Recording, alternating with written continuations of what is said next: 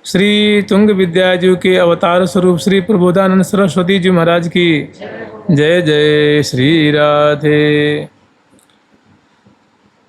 ईशोऽपि यस्य महिमामृतं वारिराशेः पारं प्रयातु मनलं बत यत्र तेन्ये। ईशोऽपि यस्य महिमामृतं वारिराशेः पारं प्रयातु मनलं बत तत्र केन्ये। किंत्वल्पमप्यहमति प्रणयाद्विगाह्य श्याम धन्य धन्य इति मे समुपक्रमोऽयम्। किंत्वल्पमप्यहमति प्रणयाद्विगाह्य श्याम धन्य धन्य इति मे समुपक्रमोऽयम्। श्री प्रबोधानंद सरस्वती जी महाराज इस दूसरे श्लोक में अपना दैन्य, जानते हैं भक्तों का भूषण होता है,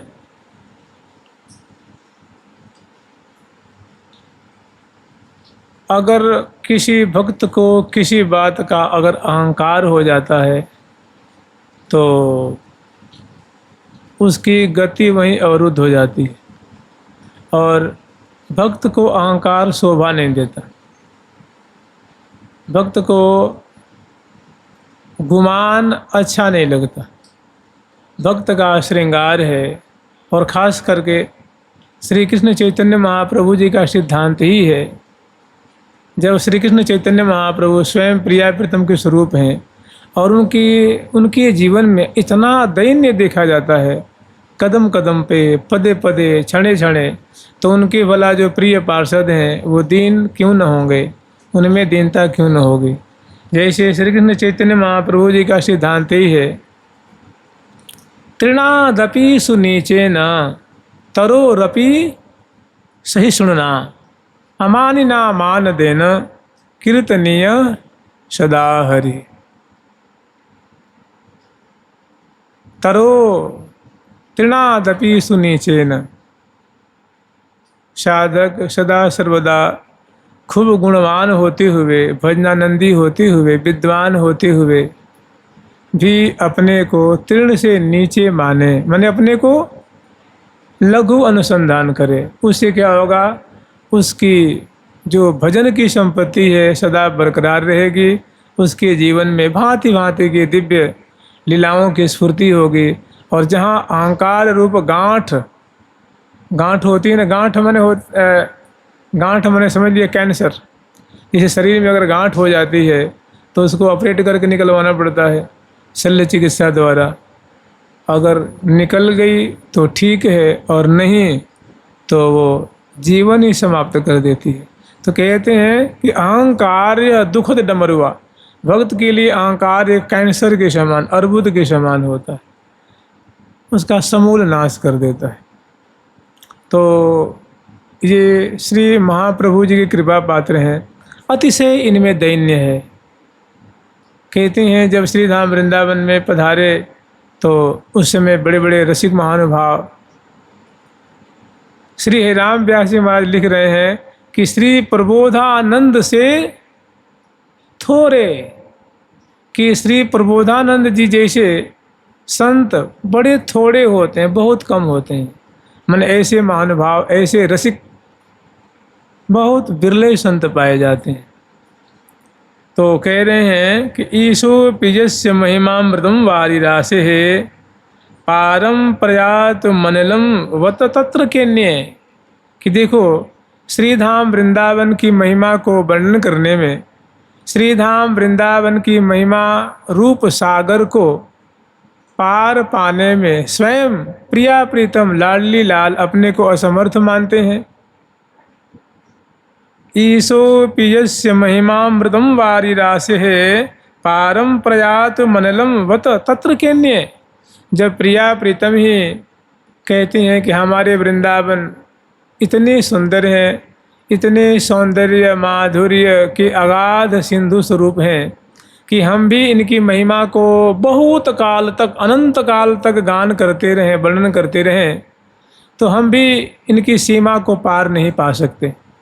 तो जहाँ प्रिया प्रीतम अपने को समर्थ बता रहे हैं तो कह रहे हैं पारम प्रयातो मनलम वत तत्र किन्ने, जब प्रिया प्रीतम ही अपने को समर्थ मान रहे हैं तो ही भैया तुम ही बताओ कि कौन ऐसे महानुभाव हैं, कौन ऐसे विद्वान हैं, कौन ऐसे मतिमान हैं जो ये कहने का साहस कर सकते हैं कि मैं तो वृंदावन की महिमा को संपूर्ण गान कर दूंगा। अर्थात कोई भी ऐसा नहीं है, कोई भी ऐसा दुस्साहस नहीं कर सकता कि मैं तो श्री धाम वृंदावन की संपूर्ण महिमा को जानता हूँ, कह सकता हूँ, बता सकता हूँ, सिखा सकता हूँ, दिखा सकता हूँ।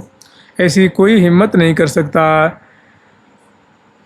किम त्वल्पमप्यहमति प्रणयाद विगाह्य, कह रहे हैं कि मैं जानता हूँ। आचार्य चरण श्री प्रबोधानंद सरस्वती जी महाराज कह रहे हैं कि मैं जानता हूँ कि वृंदावन की अतिशय अगाध महिमा है। तो मेरा कहने का तात्पर्य ये नहीं है कि मैं श्री धाम वृंदावन की महिमा रूप समुद्र को मैं और छोर पता लगा लूँगा, मेरा ऐसा उद्देश्य नहीं है। ये अतिशय अगाध इनका सौंदर्य, इनका माधुर्य, इनकी रूप छवि छटा, इनकी महिमा अतिशय अगाध है, ये मैं समझता हूँ। लेकिन ये इनकी जो माधुर्य के अद्भुत अगाध सागर के समान हैं, तो कम से कम किन त्वल्प मप्यहमति प्रणयाद विगाह्य, चलो ज़्यादा नहीं तो इस वृंदावन की महिमामृतम सागर रूप सागर में कम से कम मैं स्नान तो कर सकता हूँ ना भाई। इसमें हम बड़े प्रेम से अति प्रीतिपूर्वक इस वृंदावन की महिमामृत रूप सागर में मैं अवगाहन करूँगा, इसमें निमज्जमान होऊंगा। श्याम धन्य धन्य इति में समुपक्रमोयम, श्याम धन्य धन्य इति में समुपक्रमोयम, मैं इस अगाध सागर में स्नान करके निमज्जमान हो करके अपने को धन्य धन्य धन्य मानूंगा। इसी विचारधारा से, इसी सोच को लेकर के, इसी बात को लेकर के मैंने ये वृंदावन की जो महिमामृतम नामक जो ग्रंथ है हमने लिखने का प्रयास किया है। अब मैं इस ग्रंथ में वृंदावन की महिमा को लिखने जा रहा हूँ, वर्णन करने जा रहा हूँ। जुगल सरकार की लाडली लाल की जय जय श्री राधे। ऐसे जो, अब थोड़ा इनका चरित्र सुन लीजिए। चरित्र तो बड़ा ही अगाध है और बड़ा रसमय है, बड़ा सुंदर है। और जहाँ श्री कृष्ण चैतन्य महाप्रभु जी का वार्तालाप इनसे है वो तो और सुंदर है, बड़ा वो श्रवण करने योग्य है। ये श्री प्रबोधानंद सरस्वती जी महाराज भारत के जो दक्षिणी क्षेत्र है, जो मैसूर का क्षेत्र है ना, उस क्षेत्र के रहने वाले एक बड़े, नहीं, ये मैसूर क्षेत्र में बड़े ही उत्तम ब्राह्मण कुल में इनका जन्म हुआ था। इनके प्रपितामह, पितामह और इनके पिताजी उस क्षेत्र के बड़े ही उच्च कोटि के विद्वान और सदाचारी ब्राह्मण थे। और इनके जो पितामह और श्री पितृचरण जो थे वे शुरू से ही श्री वैष्णव संप्रदाय अर्थात श्री रामानुजाचार्य जी का जो संप्रदाय है श्री वैष्णव, उसमें दीक्षित थे। और इनका पूरा परिवार भी और जो उनके पुत्रगण थे वे भी सब श्री वैष्णव थे, क्योंकि दक्षिण में श्री वैष्णवों की अधिकता है, आज भी अधिकता है, पहले भी अधिकता रही। तो स्वाभाविक ये भगवान श्री लक्ष्मी नारायण के भक्त थे। ये 3 भाई थे। इनके जो बड़े भ्राता थे वे बड़े उच्च कोटि के सदाचारी और उच्च कोटि के शास्त्रों के तत्व को जानने वाले विद्वान थे। उनका नाम था श्री वेंकट भट्ट।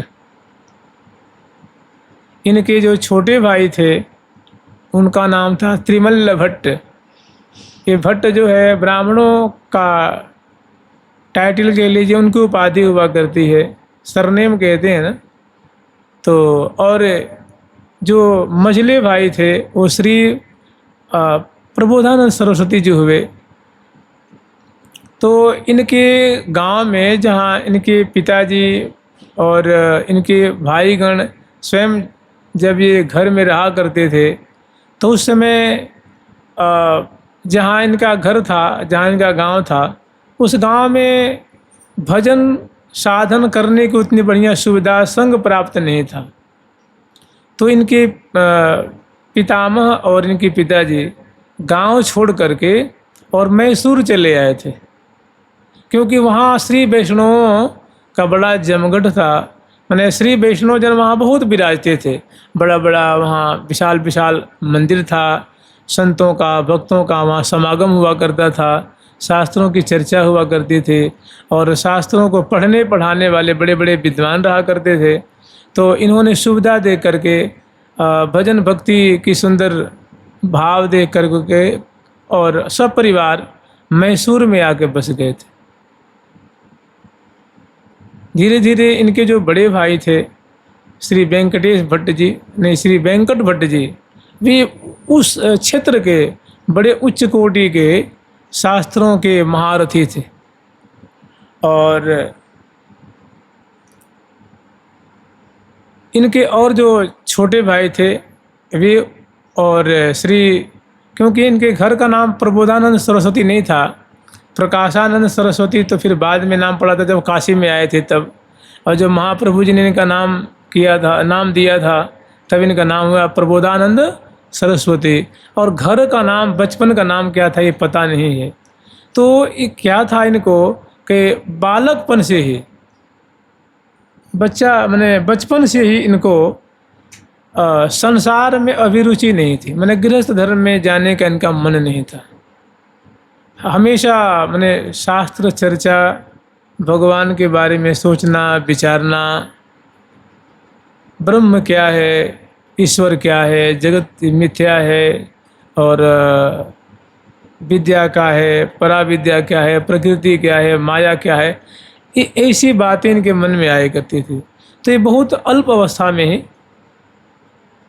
शास्त्रों के बड़े प्रकांड विद्वान हो गए थे और माता पिता से आज्ञा लेकर के और ये इन्होंने संन्यास पथ का अनुसरण किया था। और जहाँ तहाँ तीर्थों में भ्रमण करते हुए ये चले आए थे काशी में और काशी में निवास करते थे। बड़ा इनका उत्कट वैराग्य था। संन्यास तो इन्होंने ग्रहण किया ही था। विधिवत संन्यास ग्रहण करने के बाद इनका बड़ा कठोर नियम था। शास्त्रों के तो माने उस समय के सर्वोच्च शिखर ये विद्वान थे।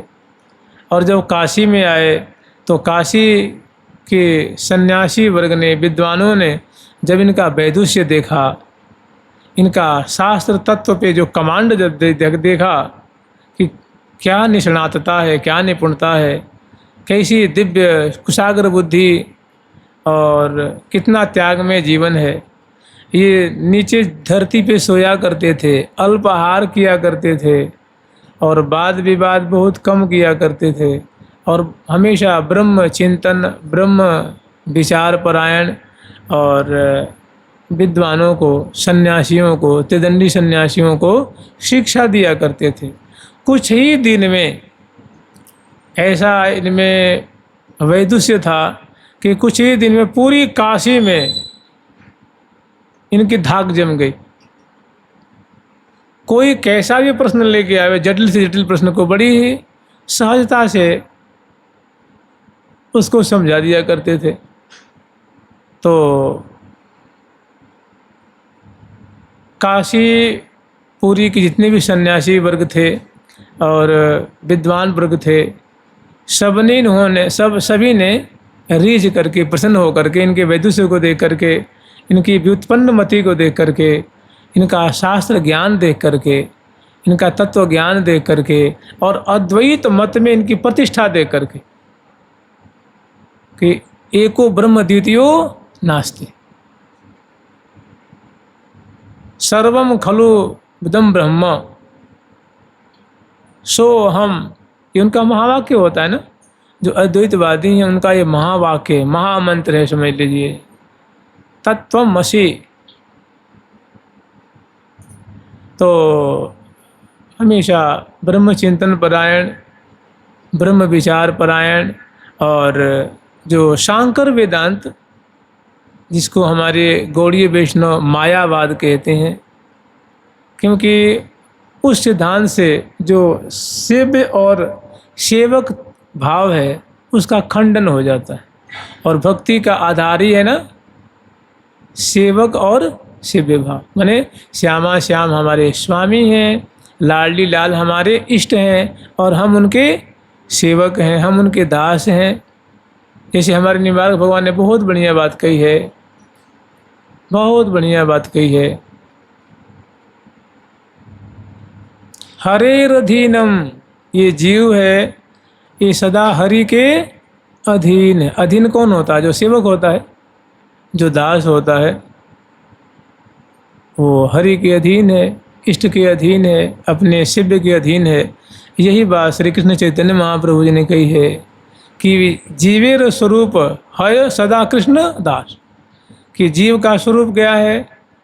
तो सदा कृष्ण का दास है, कृष्ण का सेवक है। और उनका मत था कि जीव ही ब्रह्म है, ब्रह्म ही जीव है, और जीव ही, तभी तो कहते हैं अद्वैतवाद, माने कि जीव में और ब्रह्म में कोई भेद नहीं है, द्वैत नहीं है। और अपने मानते हैं स्वाभाविक भेदाभेद, अचिंत्य भेदाभेद। तो उनके सिद्धांत से भक्ति का खंडन हो जाया करता था।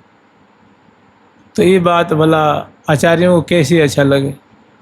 तो उस समय के जो विद्वान थे काशी के, तो श्री प्रकाशानंद जिनका नाम था, जब संन्यास लिए थे तो इनका नाम हुआ प्रकाशानंद। और जब काशी में आकर रहने लगे, और काशी में जब इनकी विशेष धाक जमी, इनका जब प्रभाव फैला, तो वहाँ के सभी मूर्धन्य मूर्धन्य विद्वानों ने, सन्यासियों ने इनको अपना गुरु मान लिया कि महाराज हम आपके चरणों की शरण लेते हैं, आपको हम गुरु रूप में वर्णन करते हैं। और विद्वत समिति ने उनको सरस्वती की उपाधि दी। तो उनका पूरा नाम हो गया प्रकाशानंद सरस्वती। अब तो महाराज देश विदेश से बड़े बड़े जो सन्यासी हैं, त्रिदंडी सन्यासी, वे आते थे और इनके चरणों के शरणागत हो जाते थे, और इनसे वेदांत का ज्ञान प्राप्त करते थे, अद्वैत वेदांत का। जो शांकर मत है ना, भगवान शंकराचार्य जी का जो मत है, उनके पथ के ये पथिक थे। अद्भुत वैदुष्य, और बड़े सुंदर थे, और बड़े त्यागी तपस्वी, माने सर्वगुण संपन्न समझ लीजिए।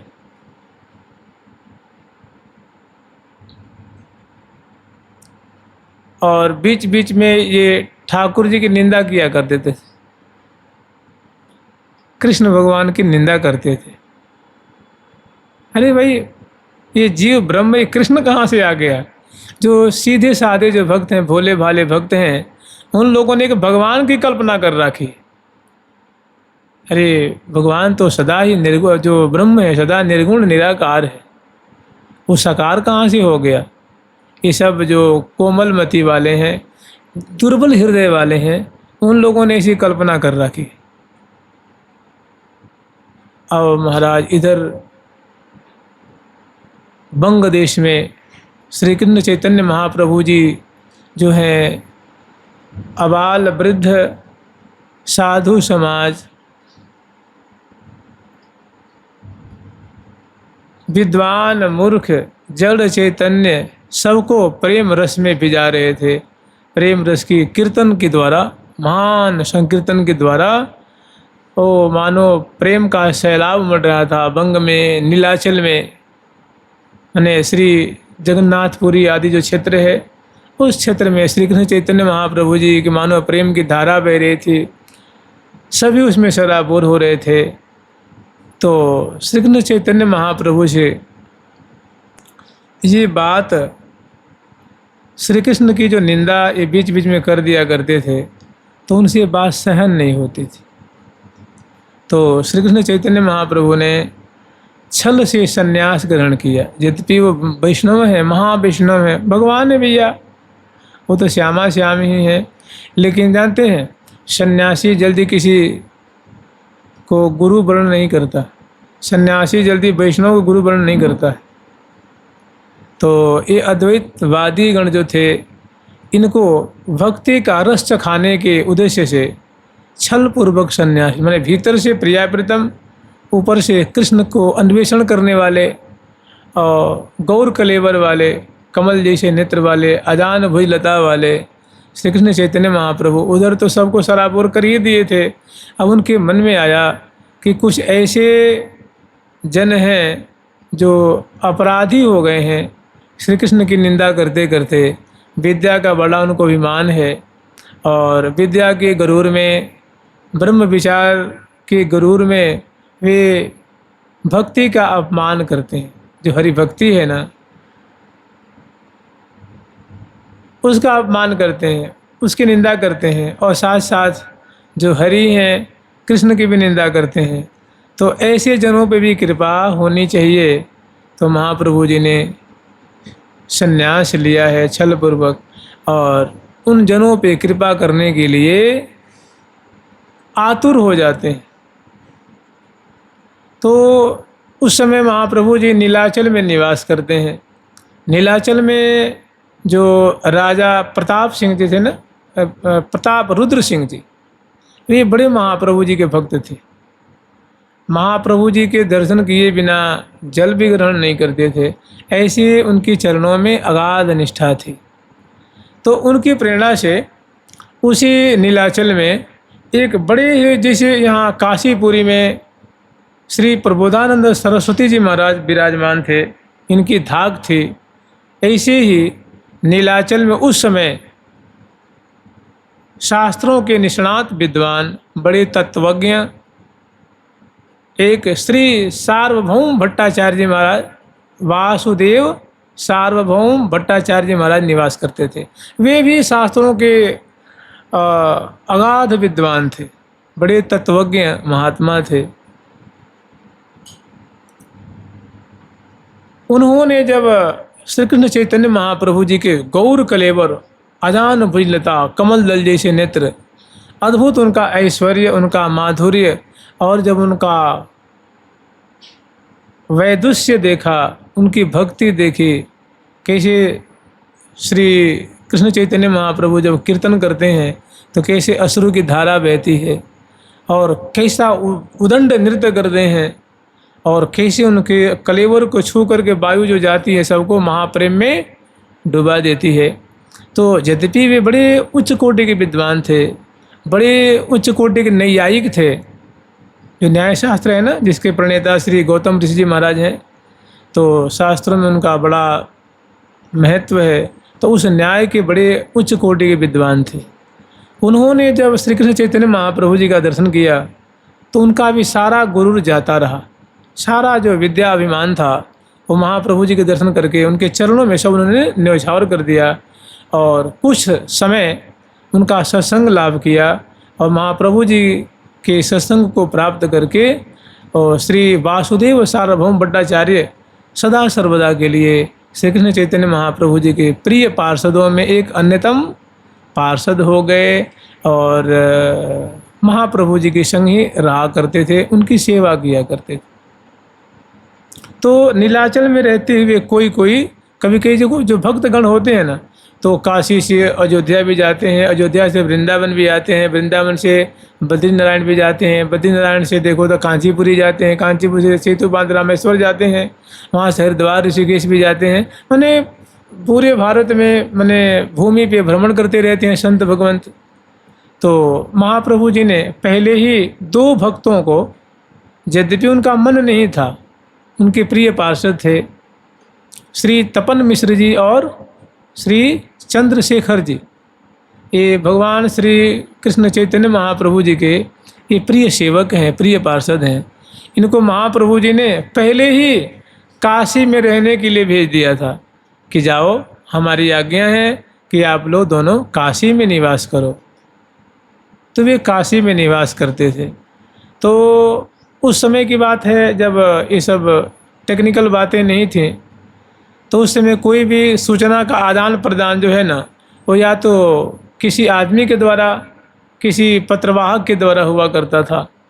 तो जब कभी कोई बात कहनी होती तो श्री चंद्रशेखर जी, श्री तपन मिश्र जी महाराज, ये दोनों पत्राचार के द्वारा महाप्रभु जी को अपनी स्थिति के बारे में, भावी समय के बारे में और जो जरूरत होती बताया करते थे। तो उस समय इनका बड़ा धाक था, बहुत धाक जमी थी इनकी तो भाई श्री काशीपुरी में श्री प्रकाशानंद सरस्वती जी की। और बीच बीच में क्योंकि बड़े बड़े महानुभाव इनका सत्संग लाभ किया करते थे, तो श्री तपन मिश्र जी और श्री चंद्रशेखर जी भी कभी कभी जाया करते थे।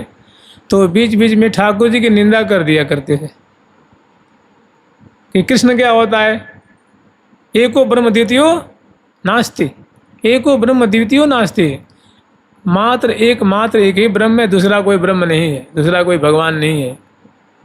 तो इन कोमलमती परम प्रेमी महाप्रभु जी के भक्तों को बड़ी चोट लगती थी, बहुत ठेस पहुंचती थी। ये मैंने इनका हृदय बड़ा मर्माहत होता था।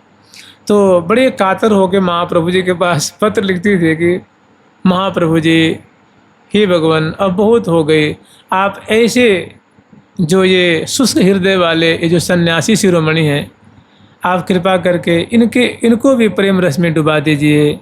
ये यदा कदा आपकी भी निंदा कर देते हैं। हम सब कभी चर्चा करते हैं कि नीलाचल में एक श्री राधा कृष्ण के अभिन्न बपू कमल नयन गौरांग महाप्रभु हैं। वो सभी शास्त्रों के महान विद्वान हैं और बड़े खेल खेल में सभी शास्त्रों के तत्व को दर्शन करा देते हैं। वे साक्षात भगवान उन्होंने अवतार लिया है। तो हंसी उड़ाते हैं वो सुन करके, अरे बड़े बड़े नए कलयुग है, नए नए भगवान उतर के आते हैं। तो हम लोग को बड़ा कष्ट होता है। आप दयालु हैं, आप कृपा के सागर हैं। इनको भी जैसे आपने सार्वभौम भट्टाचार्य जी को कृपा करके उनको आपने अपनी चरणों की सेवा दे दी है, ऐसे आप कृपा करके इनको भी अपने चरणों का चंचरिक बना लीजिए। अब विलम्ब मत कीजिए, बहुत देर है गई, बहुत देर है गई, अब ये कष्ट हमसे सहा नहीं जा रहा है। तो महाप्रभु जी हंस के टाल देते थे। अर्थात महाप्रभु जी ने समझा कि अभी समय नहीं हुआ है, समय हो जाएगा तो इन पे कल्याण तो करना ही है, ये तो हमारे प्रिय पार्षद हैं। तो अंत में उनके पत्रों का उत्तर सुन करके ये दोनों भागवत जो थे, जो प्रिय पार्षद थे भगवान चैतन्य महाप्रभु जी के, ये शांत हो जाते थे। फिर समय आया तो उन पे ऐसी कृपा हुई कि वे तो प्रबोधानंद से संत बहुत थोड़े, कि प्रबोधानंद जी जैसे संत, प्रेमी संत, वृंदावन के प्रेमी, वृंदावन की लीला को दर्शन करने वाले, प्रिया प्रीतम के दर्शन करने वाले महाप्रभु जी की कृपा पात्र ऐसे बड़े कम संत होते हैं। ऐसे प्रेमी जन बहुत कम पाए जाते हैं। ऐसी बातें कही हैं। फिर अनेकों बार पत्राचार हुआ तो महाप्रभु जी ने कहा ठीक है, मैं काशी पधारूंगा। जब ये बात भक्तों के मुख से, पत्रों से जब श्री सार्वभौम भट्टाचार्य जी ने सुना तो उनको बड़ा क्रोध आया, क्योंकि जानते हैं चोर को चोर जानता है, साधु को साधु जानता है, व्यापारी को व्यापारी जानता है, धनी को धनी जानता है, गरीब को गरीब जानता है। तो श्री वासुदेव सार्वभौम भट्टाचार्य जी भारत के उत्तकोटि के विद्वान थे और इधर उत्तर भारत के श्री प्रकाशानंद सरस्वती जी थे। दोनों का परस्पर में परिचय था। वो उनको विद्वान जान के कदर करते थे और ये उनको कदर करते थे। जब किसी भक्त के माध्यम से सुना श्री प्रकाशानंद जी ने सार्वभौम भट्टाचार्य जी तो जो तथाकथित माने वो भगवान मानने के राजी नहीं थे, तो उनको तथाकथित कहते, माने भगवान कहे जाने वाले, भगवान माने जाने वाले ऐसे। और भगवान श्री कृष्ण को वो श्री कृष्ण चैतन्य महाप्रभु नहीं कहते थे, चैतन्य कहते थे। क्या कहते? चैतन्य कहते थे। मैंने कृष्ण कहते जैसे उनको मानो जीवा घबराती थी तो चैतन्य कह के उनका अपमान किया करते थे। कि सुनते हैं कि पूर्व में एक चैतन्य नाम का कोई सन्यासी है, उसका ऐसा जादू चल रहा है कि देखो भारत के पूर्वी क्षेत्र में रहने वाले वासुदेव सार्वभौम भट्टाचार्य भी उनके जादू में आ गए हैं और वो भी उनका शिष्यत्व ग्रहण कर लिए हैं। ये जादू उधर चलेगी, हमारे यहाँ नहीं चलने वाली है। अगर मेरे को प्राप्त हो जाते, मिल जाते तो मैं उनको बता देता कि देखो अद्वैतवाद क्या होता है।